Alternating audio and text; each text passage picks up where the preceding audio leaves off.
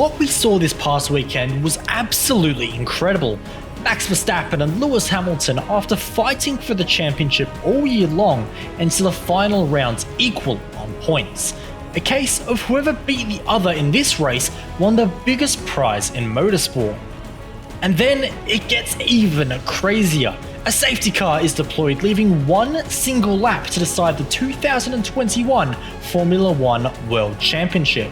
Their first and second mono-e-mono. However, it's not a 100% fair fight. The difference maker of it all? Tyre compounds. Scrub sauce for Verstappen versus 38 lap-old hard compound tyres for Lewis.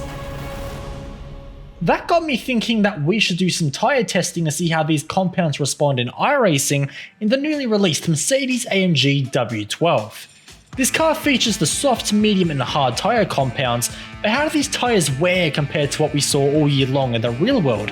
What does their drop-off, pace delta or even tyre cliff look like in the sim? I took the Mercedes in the circuit that probably punished the tyres the most of any race this season to answer these very questions. The circuit of the Americas. I set the track temperature to 48 degrees Celsius with an ambient air temperature of 25.5 degrees Celsius, so it experienced pretty hot conditions to really punish these tyres in. The track state was also set to 25% to be rough enough on the tyres to really get an idea of their characteristics, but without being so harsh that the data collected wasn't completely unrepresentative of an official series race either. The first test would be on the medium set of tyres to give us a solid middle ground benchmark to compare the other two compounds against. In short, the mediums felt very comfortable around here. They weren't struggling for grip anywhere in the high speed, and traction wasn't difficult at all in the low speed. All tyre compounds on this W12 don't really need to go through a warming up phase at all thanks to tyre blankets, so after the first 10 corners or so, they should already be nearing the correct operating window, so that's not of a concern for us on the sim. At the end of the 15 lap run that I've given all of these tyres, the medium tyre produced some results that, now that I think about it, make sense, but I didn't actually really consider at the time. Across all three of the runs in this car, I noticed that it's far more front tyre limited than rear tyre limited.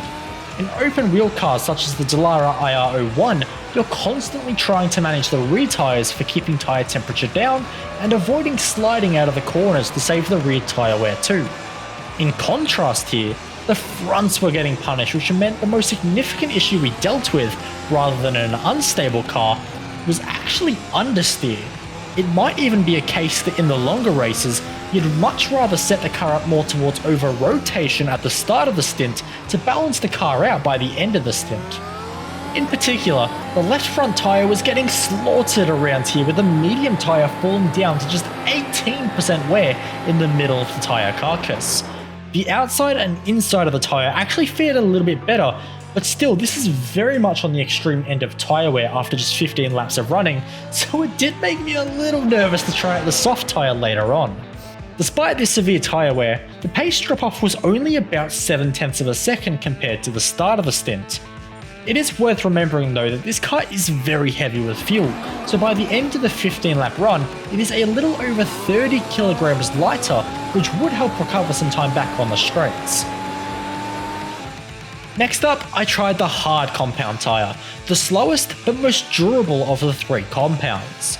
The extreme downforce that this car produces meant the less grippy tyre didn't feel too different in the high speed corners. Sure, there was a slight time loss, but very minimal compared to the time lost in the low to medium speed corners. The lap time delta between the two ended up at almost spot on 0.4 of a second per lap, but the hard tyre did take longer to start dropping away in pace, so there was this period between laps 9 and 13 in particular where the two tyres were separated by very little. The medium tyre was still quicker, but its advantage over the harder compound was getting smaller each lap. I'm sure if I had run these tyres for 20 laps, we would have actually gone through the crossover point. The worst performing segment of the tyre, being the middle of the left front again, was only at 40% wear, over double what the medium tyre had managed. Interestingly though, the rear tyres which we've established don't get punished too much in this car, The difference between those two was only 2% on the outside of the left rear, with the most significant difference between the rear tyres being the middle of the right rear at an 8% difference in wear. Of course, pit stops in this car are so fast that you would never consider double stinting rear tyres, but it is still interesting how much more front limited this car is than the rears. The final test was the soft compound tyre. Was it the fastest of the 3 tyre compounds? Yes it was, immediately setting purple sectors in 3 of the 4 sectors around this circuit. The reason why I didn't go 4 out of 4? Well, remember what I said earlier about the car getting lighter as the run went on? Well, the medium compound tyre still had more than enough life in it later on. It could still go fast enough through the hairpin and then benefit from the lighter car down that long back straight to put in a rapid sector time. Meanwhile on a soft tyre, by the time the fuel load was dropping, oh boy, there was nothing left in those tyres. The tyres were constantly locking up with the car ploughing like mad in all of the corners. Fast or slow, it didn't matter. You weren't going to be carrying much speed anyway.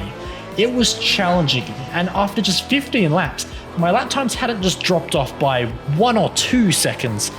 They had totally fallen off the cliff on the 12th lap of the run, and when I say there is a tyre cliff, holy cow, lap 14 and lap 15 of the run ended up in an unbelievable 10.1 seconds off the pace. That's not a typo, 10.1. The iRacing spotter lets you know with a radio message when you have less than 50% of your tyre left on all the compounds. On the hard tyre, this radio message came in at the end of lap 14. On the medium, it came in at lap 12. But on the soft tyres, my engineer let me know on just lap 7 before I was given a mechanical black flag for tyres that I had to clear on lap 11. That's right, if your tyres get too bad, you'll get a mechanical black flag. At this point, it should be a surprise to nobody that the front tyres, both left and right, were on 0% almost across the board, with only the outside edge of the tyre having some kind of life in them. This car is a beast to drive, but a delicate touch is undoubtedly needed to tame this thing over a race distance. I can't wait to see who can get on the top of this car first and its tyres in the official series this week.